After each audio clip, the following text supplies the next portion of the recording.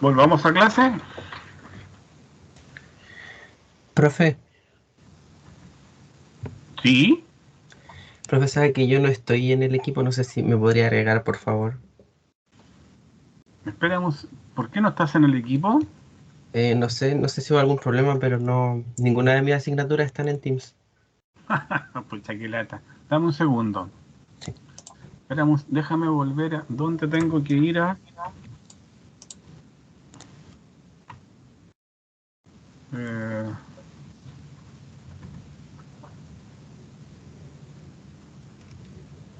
tu nombre es, perdón, para meterte aquí. Jason Acevedo. Jason.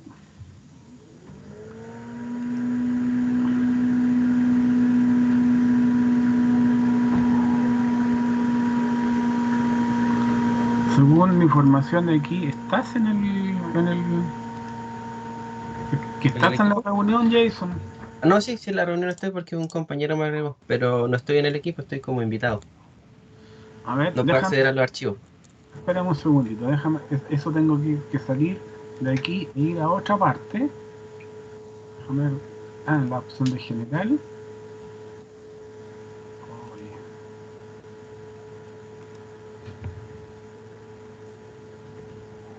Vamos a cerrar esta cuestión de aquí.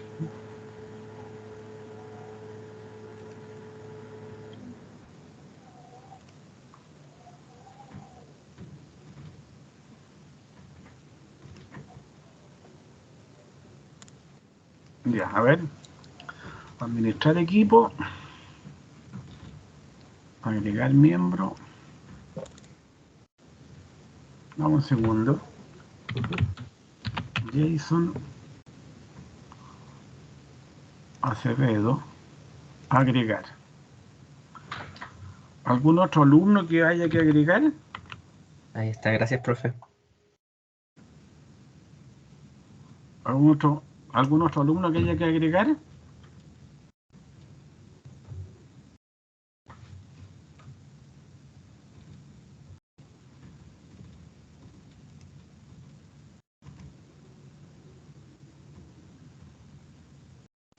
Ya. Volvemos entonces al repaso de hidrostática.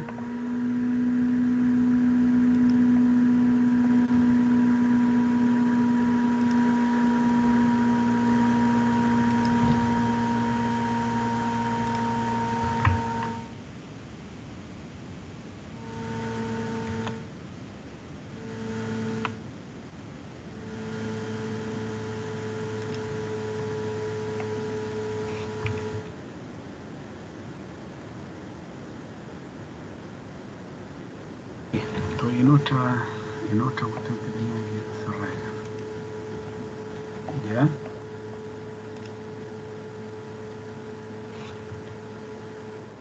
Entonces, el principio general de la hidrostática fue propuesto, o fue propuesto al mundo por don Simon Stevin por allá a, a fines de los años 1500, y lo que él formuló fue que la diferencia de presiones entre dos puntos situados a distintas profundidades en un líquido en reposo es igual a la diferencia de profundidad multiplicado por el peso específico del líquido.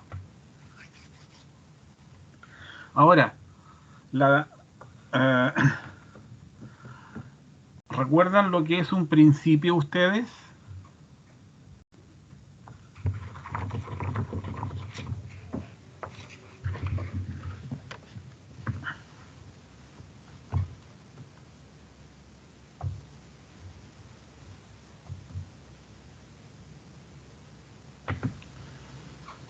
¿Cuáles son los principales principios que uno recuerda que se usan prácticamente en gran parte del día?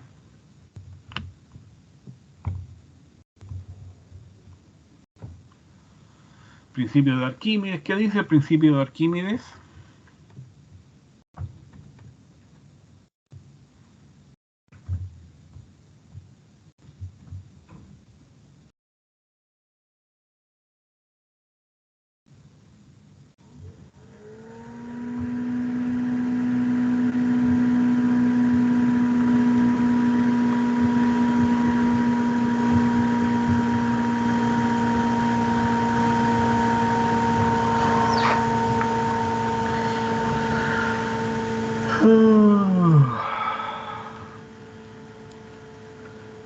Bueno, sigamos.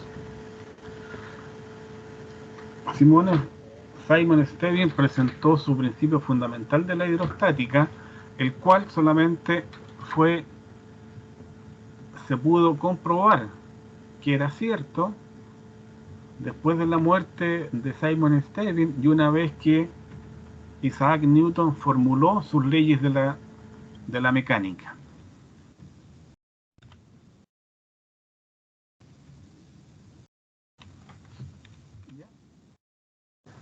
Entonces, para demostrar el principio general de la hidrostática, hay varios modelos y lo que vamos a mostrar es el modelo que desarrolló Leonhard Euler, que vivió algunos años después de Simon Stevin y fue contemporáneo de Isaac Newton. Entonces acá nos dicen, oiga, tenemos un cubo de fluido que está en un líquido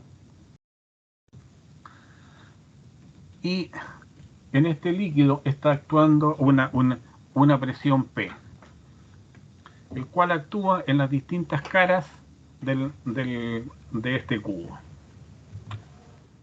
Entonces, Leonhard Euler hizo este análisis que es realmente interesante y es el que vamos ahora a mostrar. Y también utiliza las leyes de Newton.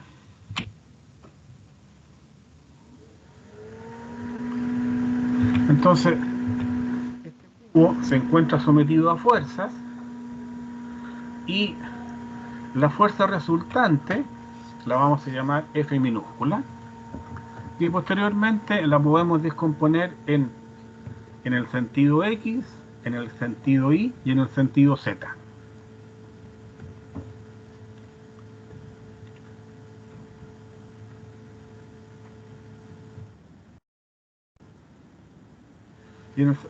Y lo podemos descomponer en sumatoria de fuerzas en el sentido X, en el sentido Y y en el sentido Z.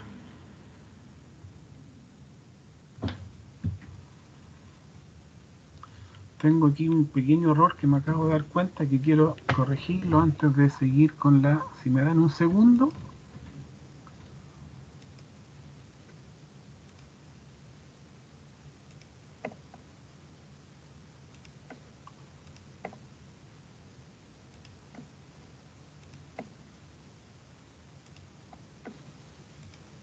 Ahí.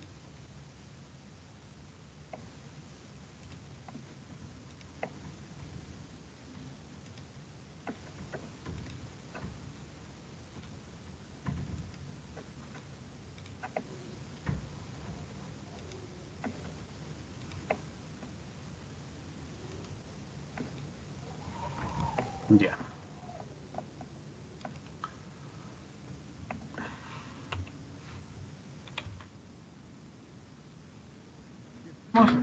El análisis en el eje Y tenemos que actúan dos fuerzas que se oponen por la cara 1 y la cara 2. Y sabemos que la fuerza 1 menos la fuerza 2, de acuerdo a la segunda ley de Newton, la podemos escribir como masa por aceleración.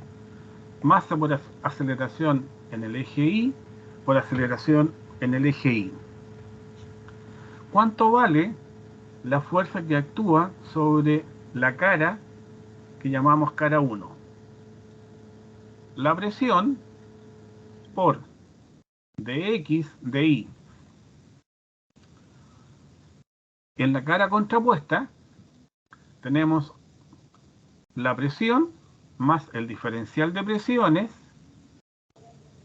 que actúa en Y por el de X de Y eso va a ser igual a la masa en el eje Y por la aceleración en el eje Y, que algebraicamente lo podemos escribir de esa manera.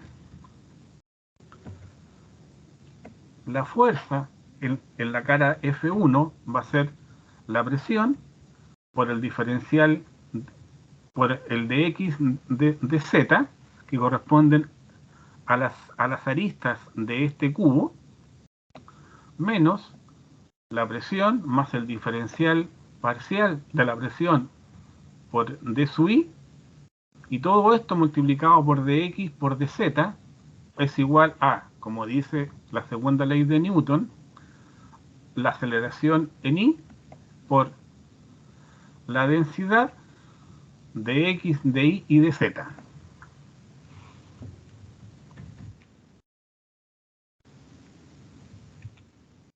Pero tenemos aquí algunos elementos que los podemos simplificar en esta ecuación. Simplificamos por dx, se nos van los dx, se nos van también, perdón, aquí algo me pasó, se nos van, ya, lo primero es decir, oiga, tengo aquí un P, una densidad por dx de z, que tengo aquí densidad por dx de z, que también se me anulan. Consecuentemente, esta expresión de aquí, donde yo he dividido por los de z correspondientes, los de x y los términos de presión, perdón, de densidad por dx de z se me han anulado, me queda finalmente como que la diferencial parcial de la presión respecto al eje y es igual a menos la densidad por la aceleración en el sentido y.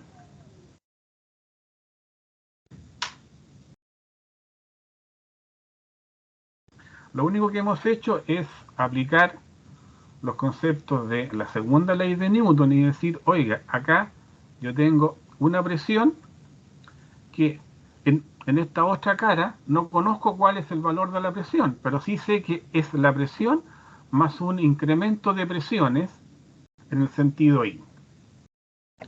Hago el análisis algebraico, el desarrollo algebraico de esta ecuación, y obtengo finalmente que la diferencial parcial de la presión respecto al eje y es igual a menos la densidad por la aceleración y a que está sometido este cuerpo.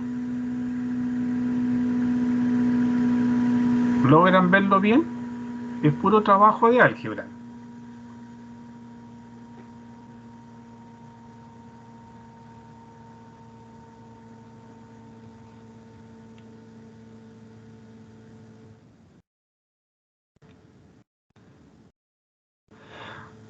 En el caso de los ejes X e Y, también vamos a llegar a una situación muy parecida. En el eje Y, perdón, en el eje X es el diferencial de presiones respecto a X va a ser igual a menos la densidad por la aceleración del cubo en el sentido X. Pero en el sentido vertical que corresponde al eje Z, ¿qué otra fuerza másica está actuando?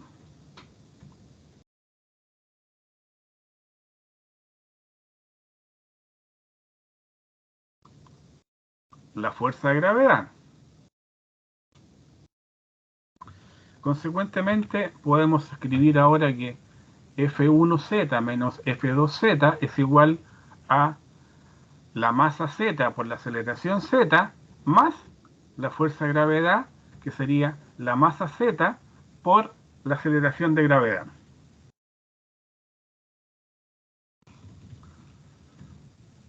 Podemos sacar factor común de la masa y nos queda F1Z menos F2Z igual a masa por aceleración por, perdón, masa Z por factor común de A sub Z más la aceleración de gravedad. Seguimos haciendo trabajo de álgebra.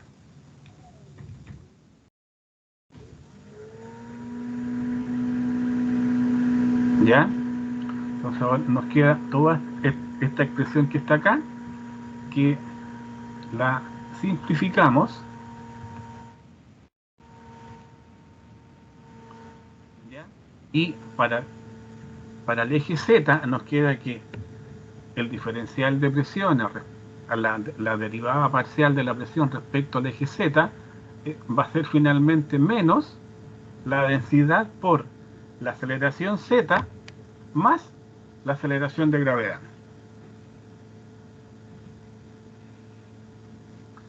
Consecuentemente, tenemos una expresión para el eje Z, una expresión para el eje X y para el eje Y, que las podemos desarrollar y nos quedan en la expresión que aparece acá abajo.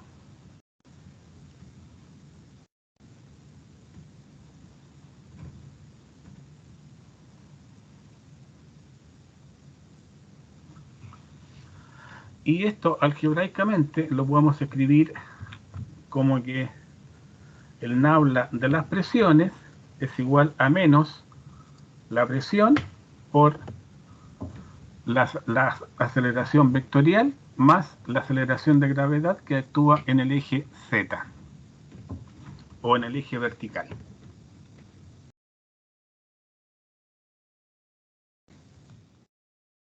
¿Ya? Entonces tenemos el nabla de presiones, tiene esa expresión. Pero sabemos también que el diferencial de la dirección resultante de su R lo podemos escribir como d sub R igual a d sub X según el eje Y, d sub Y según el eje J y d sub Z según el eje K.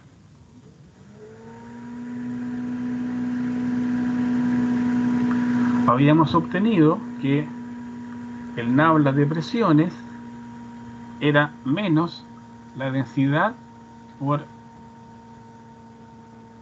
la aceleración vectorial y teníamos que agregar, en el caso de la aceleración vectorial, la aceleración que actúa en el eje Z o en el eje vertical.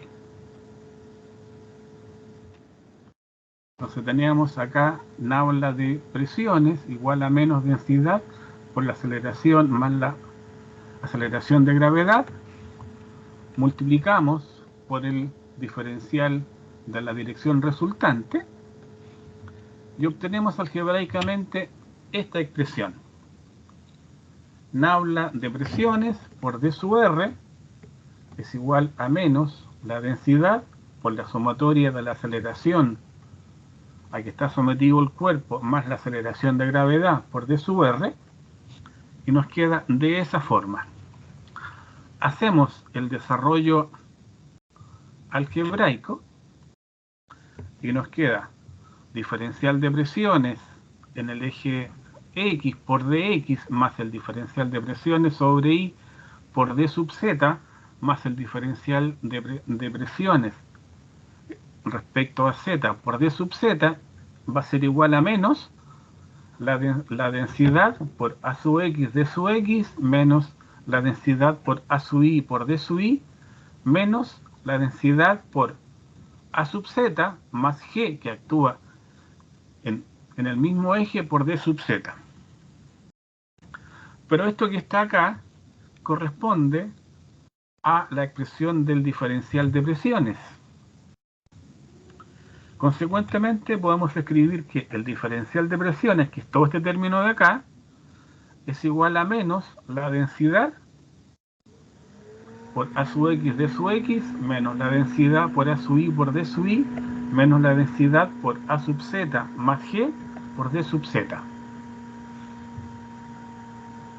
Y podemos también colocar que el diferencial de presiones es igual a menos la densidad por la aceleración por d sub R. La aceleración vectorial a que está sometido ese cuerpo, que considera las fuerzas propias más la aceleración de gravedad que actúa en el eje Z.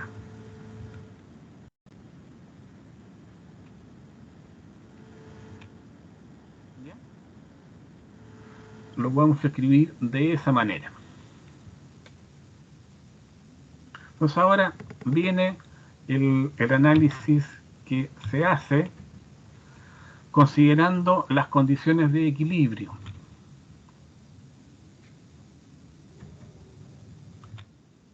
Sabemos que esta partícula está en reposo si la sumatoria de fuerzas sobre I o en el eje X vale 0, la sumatoria de fuerzas en el sentido Y vale 0, y si la sumatoria de fuerzas en el sentido Z vale 0, que son las condiciones que aplicamos para que este cubo esté en reposo, que la sumatoria de fuerzas en los tres ejes tiene que ser 0.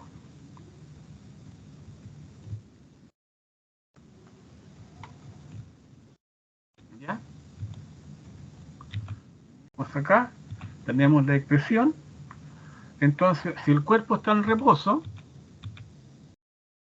la aceleración Z vale 0, la aceleración en el eje X también vale 0, y la aceleración Y también vale 0. Consecuentemente, se nos anulan tres términos de la expresión y nos queda que el diferencial de presiones en un cuerpo en reposo es igual a el valor al producto de la densidad por la aceleración de gravedad por d sub z, que corresponde a la ecuación fundamental de la hidrostática.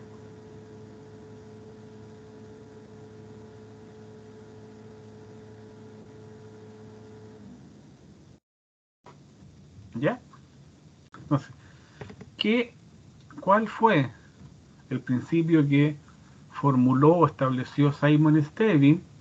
Nos decía, oiga, la diferencia de presiones entre dos puntos ubicados a distintas profundidades en un cuerpo en reposo es igual al valor de la densidad por la aceleración de gravedad por la diferencia de profundidades a que se encuentran estos dos puntos.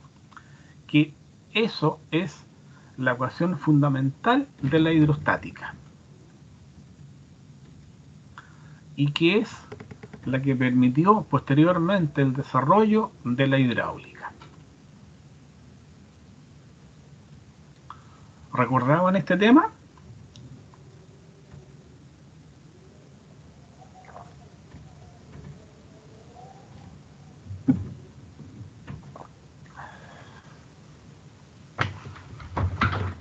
Entonces lo que hemos visto es la forma en que Leonhard Euler demostró que el principio general de la hidrostática que había propuesto Simon Stevin como 150 años antes era realmente correcto y acertado.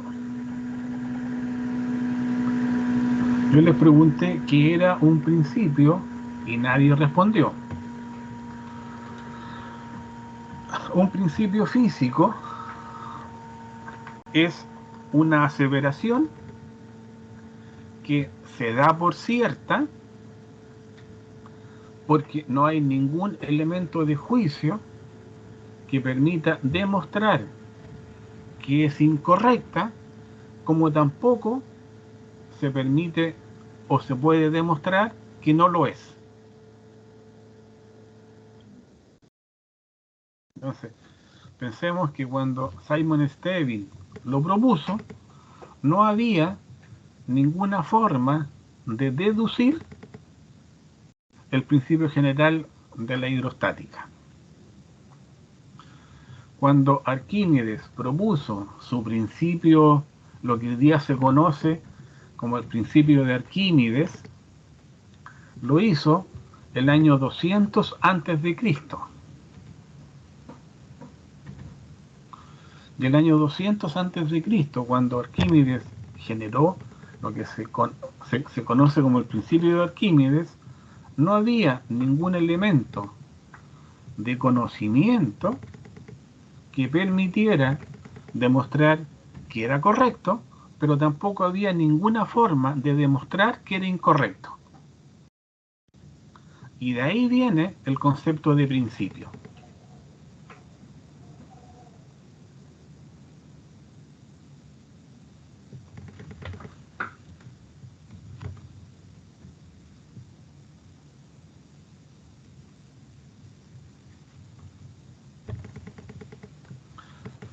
Entonces, acá nosotros podemos decir, oiga, el diferencial de presiones es menos la densidad por la aceleración de gravedad por el diferencial de profundidades. Aquí corresponde el producto de densidad por aceleración de gravedad.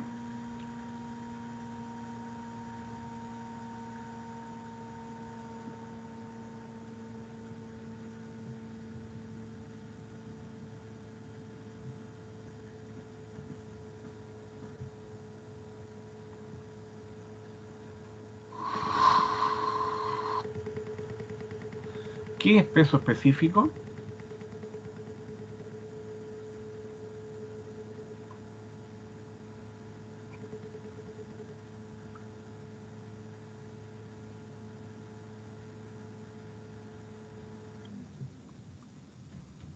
¿Qué es densidad?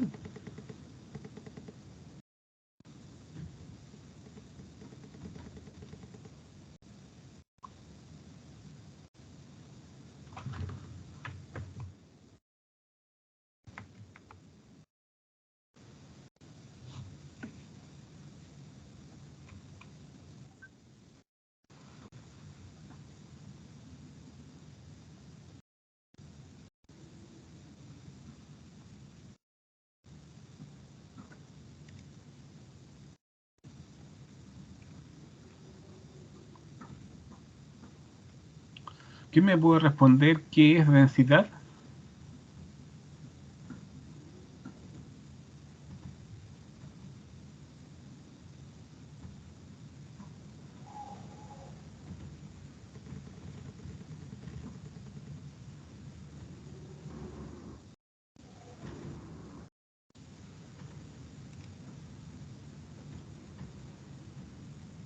Profe, ¿es cantidad de partículas en un espacio?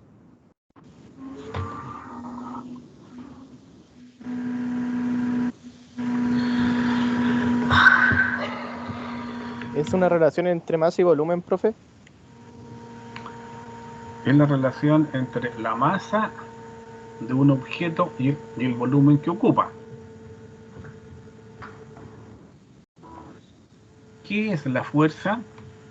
¿Qué es el peso de un objeto o de un cuerpo?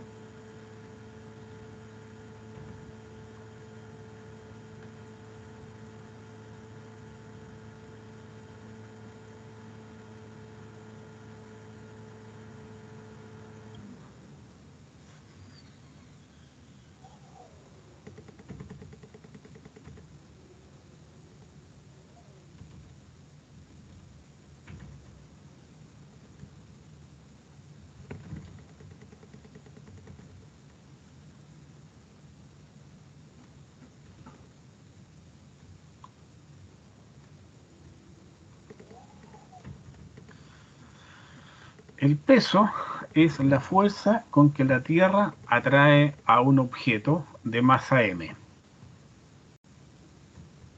Y, de acuerdo a las leyes de Newton, el peso de un cuerpo se puede calcular con la expresión masa por aceleración de gravedad.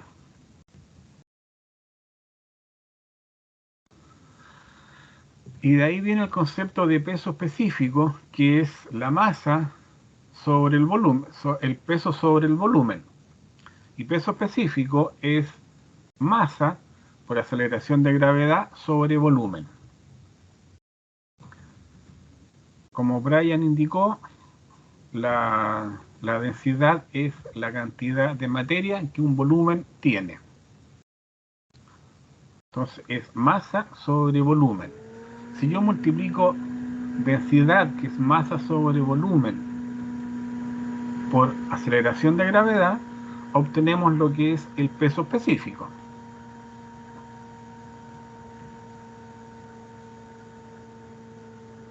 Consecuentemente, el peso específico no es otra cosa que el producto de la densidad de ese cuerpo o de esa sustancia por la aceleración de gravedad.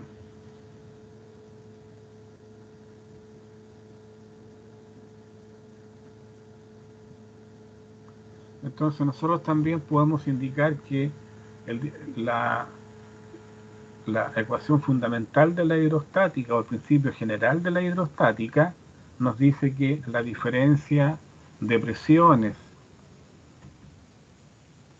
entre dos puntos de un líquido en reposo es igual al peso específico de ese fluido multiplicado por la diferencia de profundidades a que se encuentran estos dos puntos. Y usualmente es habitual que si ustedes le preguntan a una persona cuál es el principio general de la hidrostática, toda la gente se equivoque y lo que entreguen como definición de ese concepto es una propiedad. Sigamos con el tema.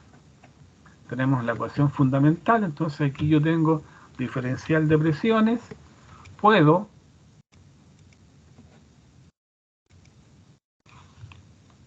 integrar esta ecuación y puedo obtener que el diferencial de presiones P2 menos P1 es igual a menos la aceleración de gravedad por la densidad por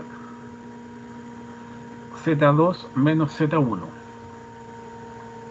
Y puedo también invertir el orden de Z2 con Z1 y me queda en la expresión que conocemos que P2 menos P1 es igual a la aceleración de gravedad por la densidad por Z1 menos Z2, que es lo que podemos ver acá.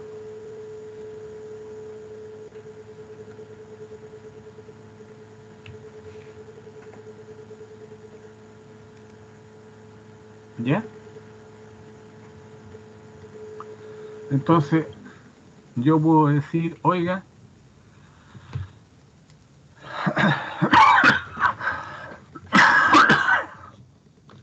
si hago coincidir el nivel superior de este objeto con la superficie libre del líquido, sobre esta superficie libre del líquido está actuando la presión atmosférica.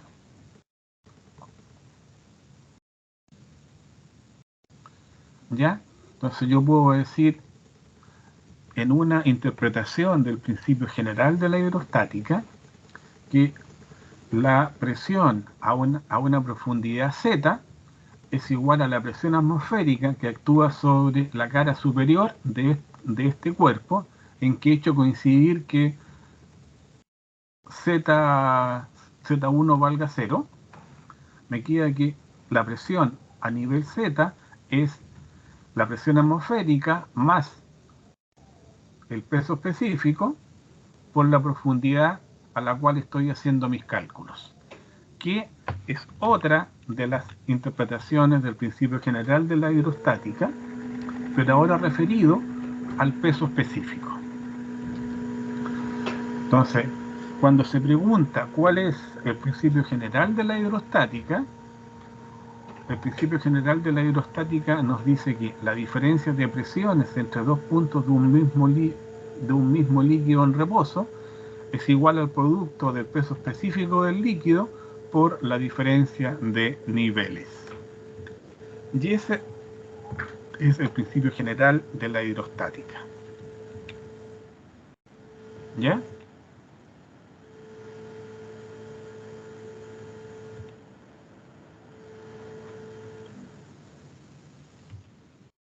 Y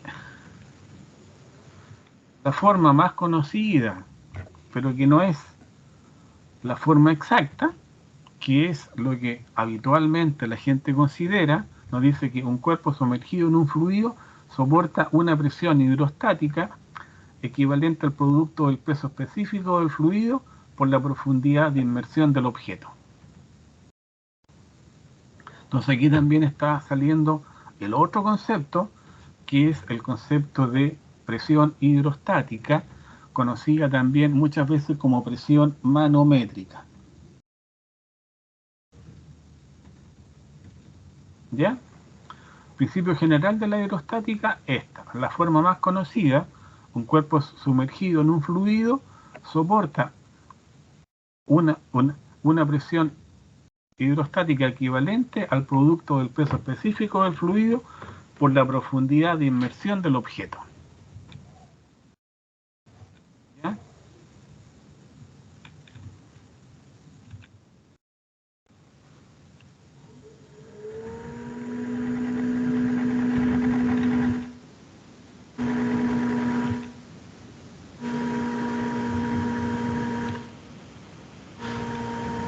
Las propiedades del principio, del principio general de la hidrostática. Un cuerpo sumergido en un fluido soporta una presión hidrostática equivalente al producto del peso específico del fluido por la profundidad de inmersión del objeto. El típico caso del submarino que se encuentra a 200 metros de profundidad, se midió la densidad del agua de mar y resultó ser de 1030 kilos por metro cúbico. Se encuentra a 200 metros de profundidad. ¿Cuál es la presión hidrostática a que está sometido este submarino que se encuentra a 200 metros de profundidad?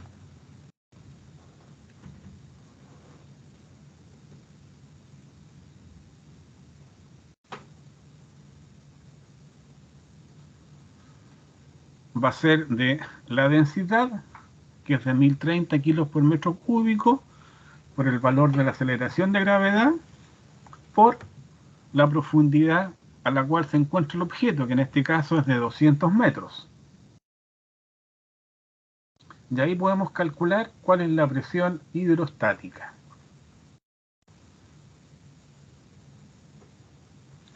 Y viene la otra pregunta. ¿Qué fuerza hay que hacer en la escotilla, que tiene un diámetro de 80 centímetros, para poder abrirla? ¿Quién me puede ayudar ahí?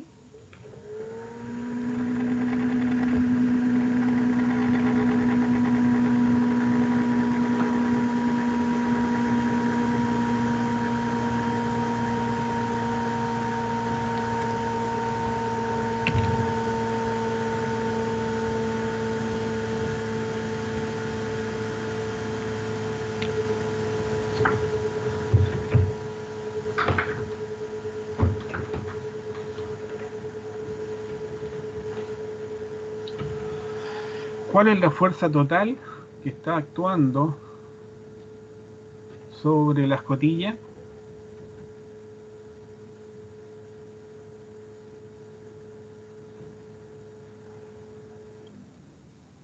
El área por la masa de la escotilla. El área por la... Por el peso de la escotilla. Pero ¿cuál es la presión total que está actuando sobre la escotilla?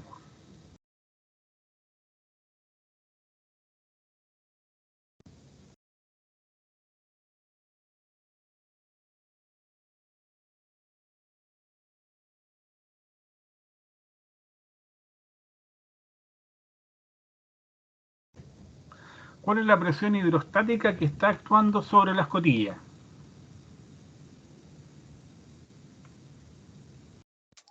Profe, ¿sería la densidad por la gravedad, por la profundidad, por el área de la escotilla? Esa sería la fuerza hidrostática. Pero ¿cuál es la fuerza total que está actuando sobre la escotilla? A ver,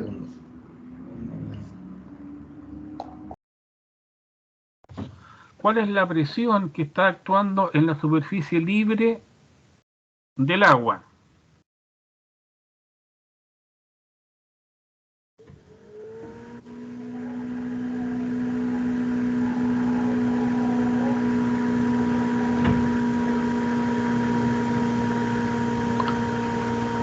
¿Qué es la presión atmosférica?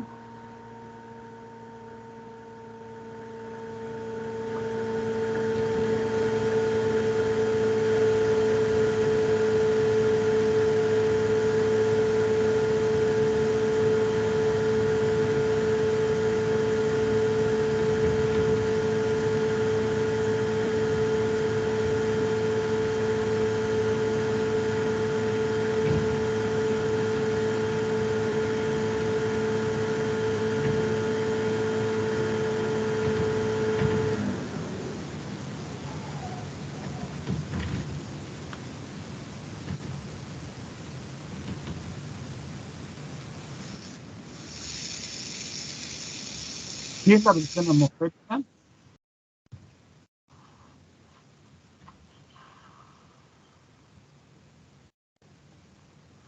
¿Qué es la atmósfera?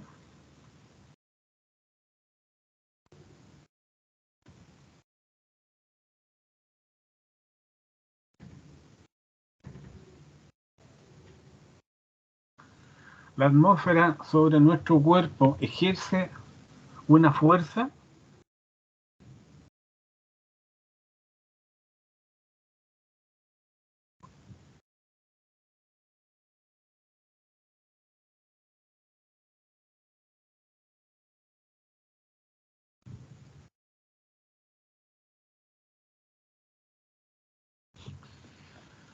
En este punto, donde está la superficie libre en la proyección vertical de la escotilla, está actuando la presión atmosférica, que es el peso de la columna de aire de la atmósfera que actúa en todo el espesor de la atmósfera, que según algunos autores puede variar desde 500 a 1000 kilómetros. Torricelli, por allá por el año 1700, descubrió una forma de cómo medir el valor de la presión atmosférica. Y lo hizo usando un tubo en el cual colocó mercurio y determinó que el peso de la columna de mercurio equivalente al de la presión atmosférica era de 760 milímetros sobre la superficie de la Tierra a nivel del mar. Y esta presión se transmite hacia abajo en toda la columna de fluido. Consecuentemente, en la escotilla actúa tanto la presión hidrostática como la presión atmosférica que se transmite por el fluido. Consecuentemente, la fuerza que actúa sobre la escotilla va a ser el producto de la presión por el área, y la presión que actúa sobre esta escotilla incluye tanto la presión hidrostática que la genera la columna de agua, más la columna de aire sobre esta proyección en la superficie del fluido. Entonces, yo tengo que tener claridad de cómo calculo la fuerza que me están preguntando.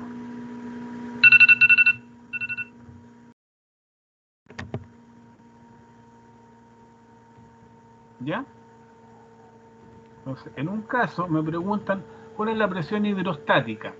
La presión hidrostática está generada por la densidad del fluido que actúa en la profundidad a la cual estoy haciendo mis cálculos. Pero cuando estoy hablando de fuerza, tengo que determinar cuál es el valor de la presión total que actúa sobre mi elemento. Y en la escotilla actúa tanto la presión hidrostática más la presión atmosférica.